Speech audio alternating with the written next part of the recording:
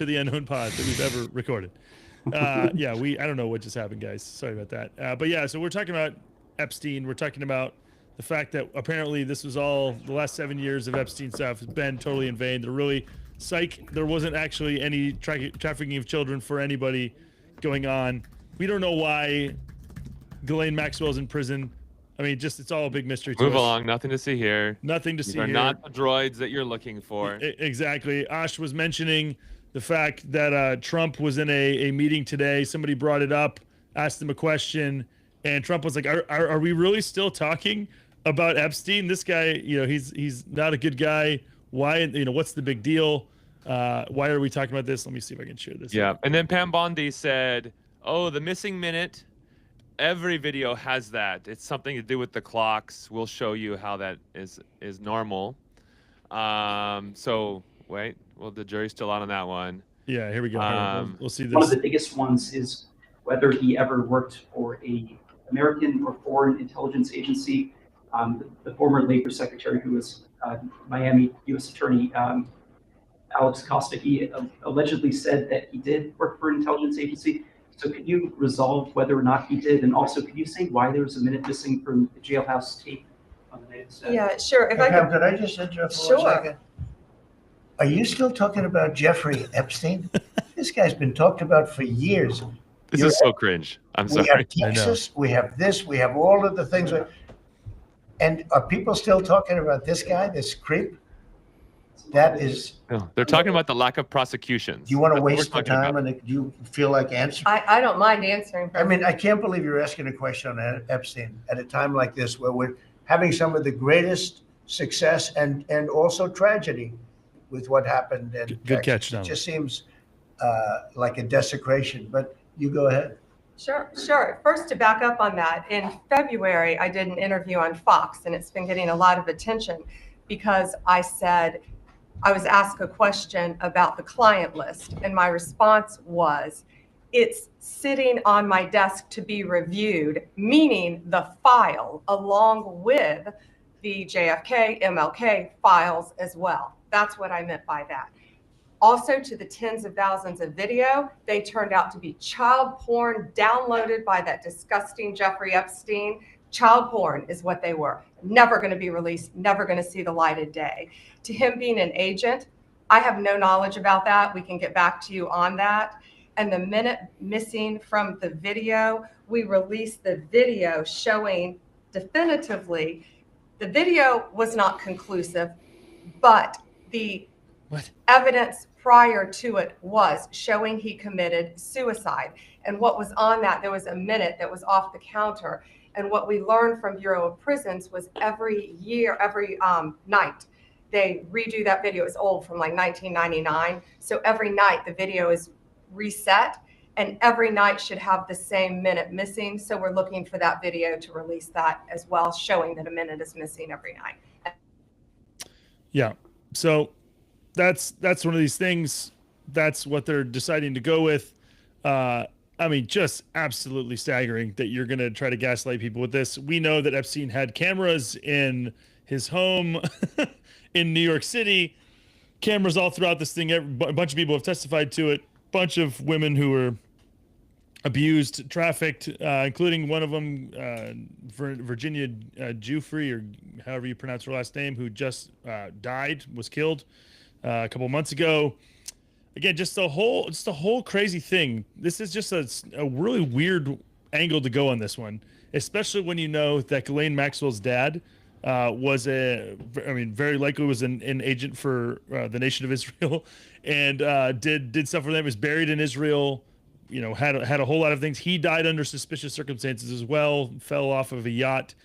Again, lots of really weird things going on.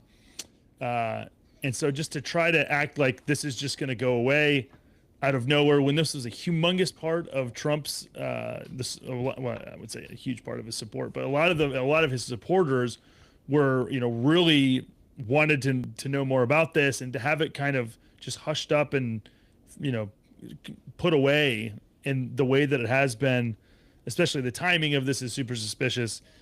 It's just a really, really weird thing. And I would argue, and I'm sure some of you guys would agree with me, it's gonna the effect that this is gonna have, and this has on people's trust, even people who voted for Trump, are aligned with him, ideologically. Their willingness to trust him when this is kind of the way things have gone down, it's not going to do him any favors. So yeah, just the whole wild thing. I don't know. And how much of Cash's support was due to that also? Well, there's a whole weird thing about that. Cash Patel, his girlfriend is like 23 years younger than he is, and she's also from Israel.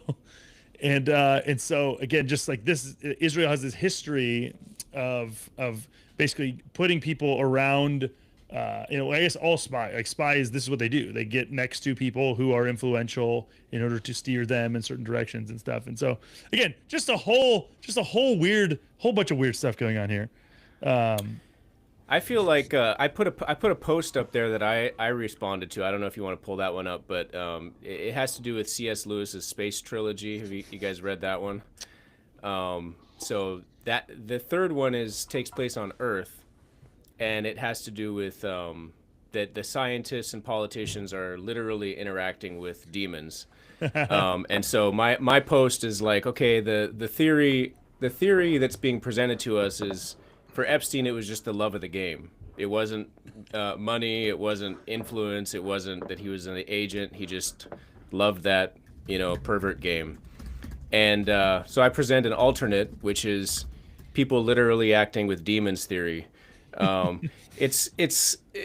Which is I'm too lazy to change the meme. I just posted on there. It says scientists, but someone else made that one. This book is getting off to a slow start, which it does get off to a slow start compared to the other parts of the trilogy. And then by the end, you have, Merlin coming back from the ancient past and like sicking animals on all the politicians and all this really awesome C.S. Lewis stuff. But within it, it's like, they're literally the scientists and the leaders are literally interacting with the spirit realm. So there's another theory just to put out there, you guys. And just as a sympathetic human being, it's really like, let's just say that everything they said was true. Turns out there was no list. Turns out such and such.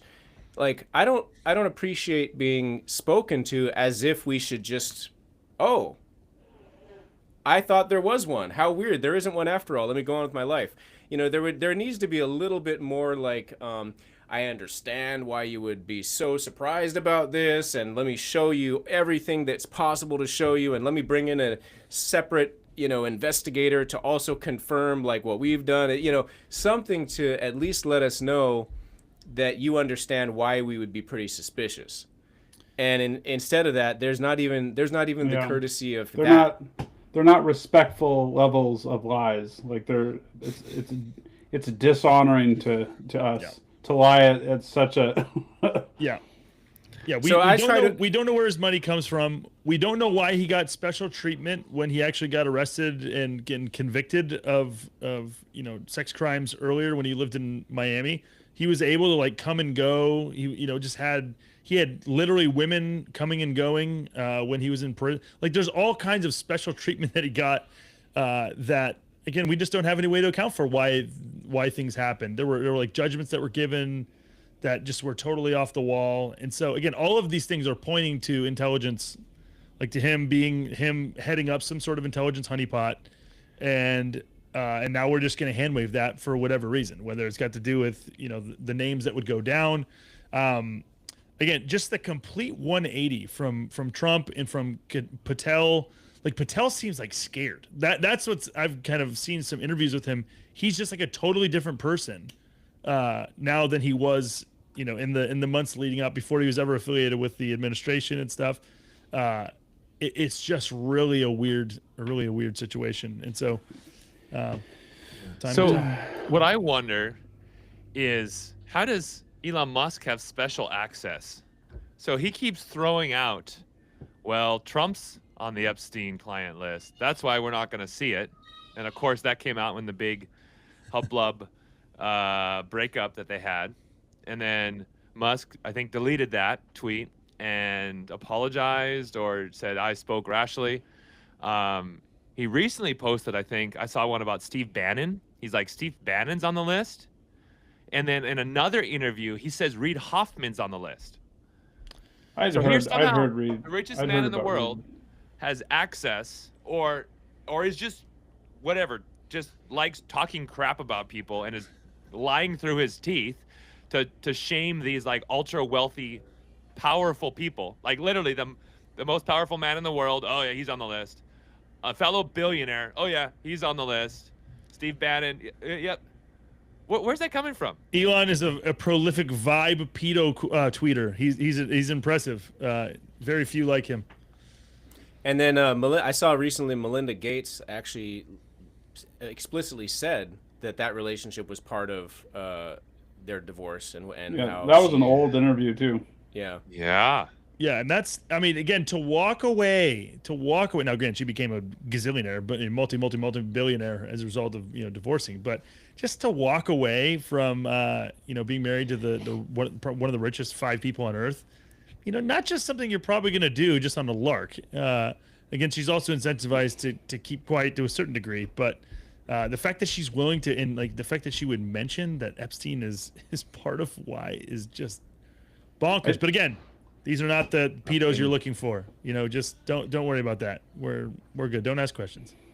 I think the most concerning part about this whole thing is that it obviously they're covering it up. I mean, if you have half a brain, like this isn't a complicated thing. It's not a conspiracy theory, and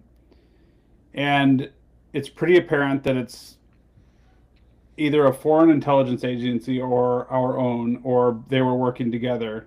And they were so successful at honeypotting so many powerful politicians and billionaires and just people in positions of power that it was too big to prosecute.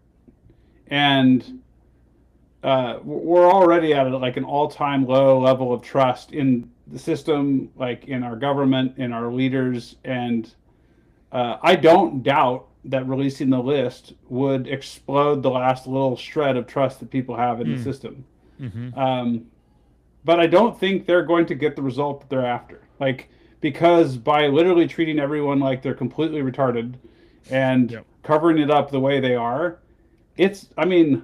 you just go onto Twitter and look at how people are reacting. These are like diehard supporters, like their supporters elected them to deal with this, because we've spent our whole lives being lied to by worthless politicians that are apparently above the law. Still, rules for thee, but not for me. And my trust is now lower today than it was yesterday, and it will probably be lower tomorrow as more gets revealed. And yeah, it's just fourth turning. Like it's, I don't know.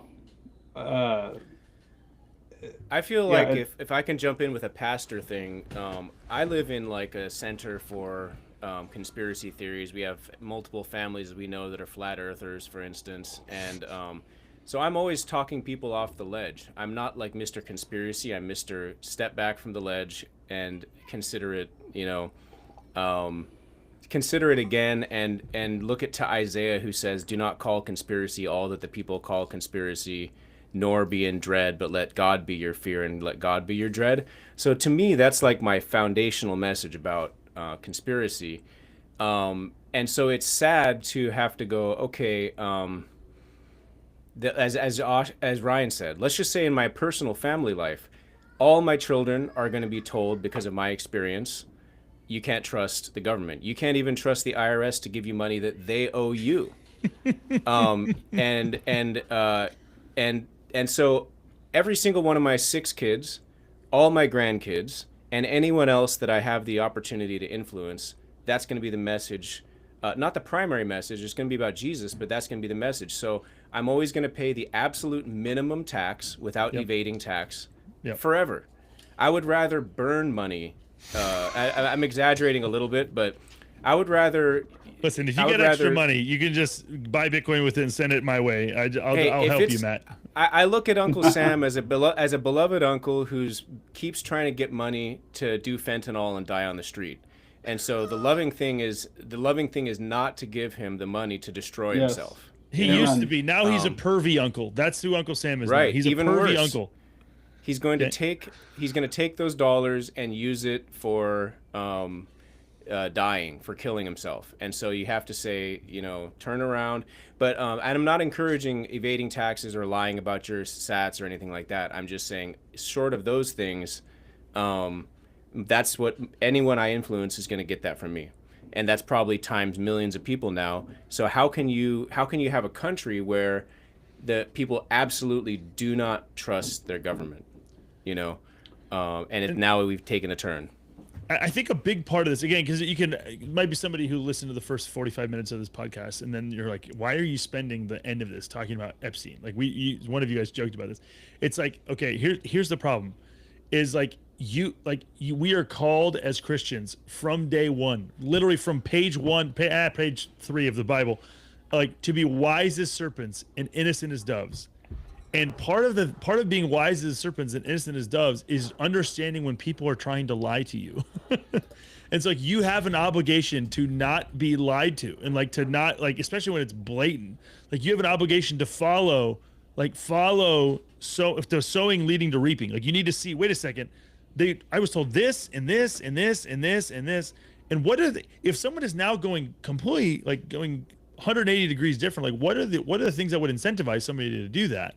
And so like you have an obligation to be wise, and so like this is just like the Epstein thing, like this is like one test case. This is one place where you can work out and exercise your reasoning abilities, and just basically come to the conclusion that, wait a second, there's so many things here that don't make any sense, and so yeah, I think that's a big part of why I think this matters beyond obviously the implications for what it says about political processes and all kinds of different things. We need to raise up another generation of leaders and politicians that won't take a bribe and that won't give in to temptations and honeypots like this. That are blackmail proof. Yes. Like that's the thing, is like, if you the reason why people are able to be blackmailed is because they have deficient character. They've done things that they're scared of people finding out about. And so the easiest way to avoid that is by not having those things. It's like if you learn to, tell on yourself before stuff gets to this level where, you're ashamed of it. And the reality, the famous person who talks about the fact that, they're like, I don't care what anybody else says about me. I sing worse things about myself on Sundays. It's one of those in our hymns on Sunday. It's one of those things where, this is Christians are basically, we are set up to be blackmail proof. Like this is God wants us to be blackmail proof. I think one of the hard things, and it's a reality in all power structures, is there's actually a glass ceiling for people who don't have dirt. Yeah. And I mean, if you think about a mafia example, I don't know if you've ever seen Donnie Brasco, the movie Donnie Brasco, but true story, made into a Hollywood movie, and you get welcomed into the big power structures by becoming dirty. Yep. So like in the mafia example, it's like, first he's a cop who's infiltrating the mafia. So first they go and they kill some guys, but he's in the car outside, so he can't be a witness to the murders, but he was there, right? He was there with them. He's getting a little bit dirty. And then like on another occasion, like they kill the guys, he's not with them, but then he comes in and he has to help them cut the bodies up, so that's like level number 2. And then now you're getting introduced into more. Now you might have into the finances, and now you understand what's going on next and stuff like that. And next thing you know, you have to participate in murders, stuff like that. So I'm not saying all our politicians are murderers, but there's a glass ceiling. So how do you break through the glass ceiling? The Lord knows the sins, and all those sins will be uncovered, as he says in Luke 12. Yep. But we can't see it. But that's like, and for all these, my entire adult life, even when I was 18, 20 years old, I was reading about or watching videos about, the Bohemian Grove video that Alex Jones put out, years and years ago. And I haven't looked into that since. I never saw anything that disproved any of that. and then there's like the Skull and Bones group in is that Yep. Yale or Harvard? I can't remember. And how many leaders came out of this thing where they're like doing terrible things to each other just in the name of like breaking down your conscience, but also sharing in something that puts you kind of in this club, you know. Other stuff about Bill Clinton like 25 years ago I was learning about, you know. So I don't, it's honestly hard for me to imagine what the list contains that would make everybody shut up. I mean, I'm just saying as a person, it's hard for me to imagine because I don't believe that everyone is buyable, you know.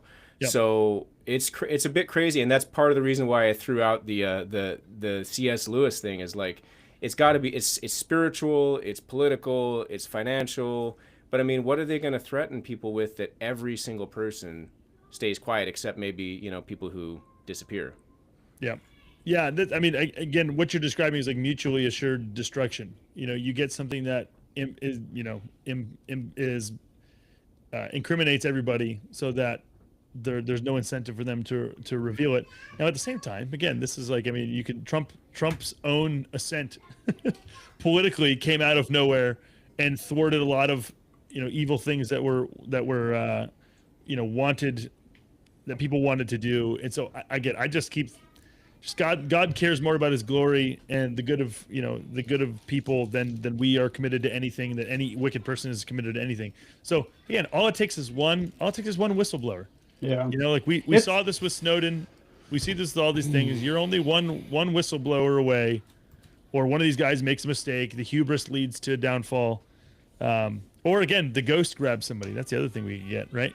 Is you know, not like you get somebody who's like, yeah, I know this is going to completely destroy my life, but I fear the Lord, and so I'm going to tell the truth. Like it's like we're not that's not outside the realm of possibility either. So It's also like I think something that I don't think a lot of people are talking about is this is like how many leaders in the last 40 or 50 years, like, and how many like politicians can we look up to and be like, man, that is a man or that is a man worth emulating. Like almost like that is a person I looked up to as a hero. And it's like, like one by one, and you're like, even those that are like doing some good things and like pushing back on certain things, like maybe correcting certain evils in our culture right now, down they go. And just one after one, it's like, dude, I've spent my whole life being let down by like all these national leaders. It's pretty crazy. And I think part of that's an illustration that like our hope does have to be in Christ alone. But it is a bummer. Like it's sad, right? I mean, it's like it's just sad. There's no other way to put it. It's like, I can't like, that's just not how a man's supposed to be. It's not how we're supposed to deal with wickedness. It needs to be called out. It needs to be brought into the light. And like to the victims and all the people, like, it's like, sorry, our leaders are so terrible. Like if anyone's listening to this podcast right now, you know, and they're sorry that they won't apologize, but they've been compromised and they're terrified or who knows what. It's just like the whole but the whole thing is like, yet again our leaders are letting us down. So you know, the gospel is like such a good answer to this, because Jesus describes it in a lot of different ways, but he describes it as like yeast or as seeds that are being thrown around, and depending on where the soil it lands in, or using the yeast analogy, it's like it's pervasively all around us, but it's actually, the gospel itself is a message. It's not a political movement, and it's not even a church institution, and it's not a particular tradition either. It's the message of what Jesus accomplished on the cross and all the other things he taught and did. And this spreads organically, and in some cases it might spread in a special way when the trust in institutions, in religion, in traditions are failing. If God wills, because it's you can't stop a grassroots movement, which has to do with it's data. Not to say that in a crude way. It's data. It's truth. It's knowledge. It's information.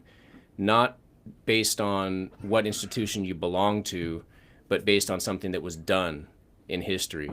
And so, I love what you said earlier, Jordan. On another pod, I said, the gospel power is for us to convince people, but not to coerce them. Mm-hmm. But you mentioned the Holy Spirit, and I thought after that pod, I'm like, well, actually, I do think the Holy Spirit coerces us, but it's not for us to coerce. But I do think God is a little bit coercive in a loving way. That could be an entire another thing. I'll just throw that bombshell out there. But yeah, from a human perspective, the power is just to share and to spread the truth. Yep. All right, that is our last tweet for today. In this divided episode, we'll stitch this together. And so those of you who are listening to this on purely audio and after the fact, you won't even know anything went wrong. Hopefully, this will it'll just seamlessly fix itself. So enjoy that. Again, we just want to close by reminding people that the Orange Umbrella, our kids' book that myself and a buddy wrote. We are about 86% of the way funded. We got 14% to go and 6 days left. Go, grab your kid or your nieces and nephews a copy or multiple copies. Again, it's a Christian Bitcoin kids book that doesn't mention the B word or the J word if you're Christian, but it's unmistakably Bitcoin related and unmistakably Christian. So go grab yourself a copy.